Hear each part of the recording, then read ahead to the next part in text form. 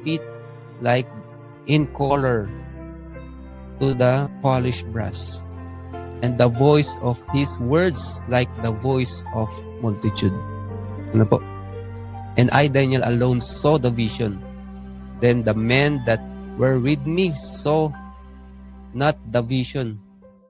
Ano po? So, nung naglalakbay na po si Daniel, after nung kanyang prayer and fasting, kasi nag-fasting si Daniel ng 3 weeks. Ano po? Hindi siya kumain ng anuman. Hindi siya uminom.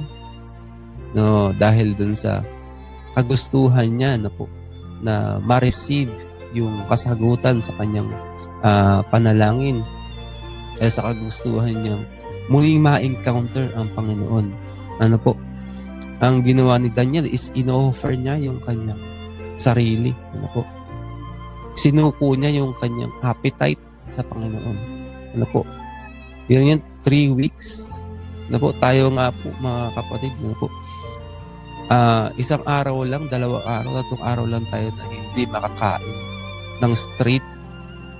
Nangihina na tayo. Yung kaya si Daniel, ano po, na nakaranas na hindi kumain ng 3 linggong straight. Ano po? Talagang hinang-hina. Ano po? But, ipinili ni Daniel na gawin yung mga bagay niya. Isinuko niya sa Panginoon. Sometimes, mga kapatid, natatakot tayo na isuko sa Panginoon yung mga bagay sa sarili natin. Ano po?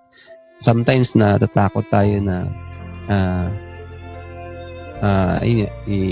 i-let go. Ano po? Sometimes meron tayong doubt. Ano po? So, isuko lang natin, mga kapatid. Ano po, yung kagandahan dito is yung realization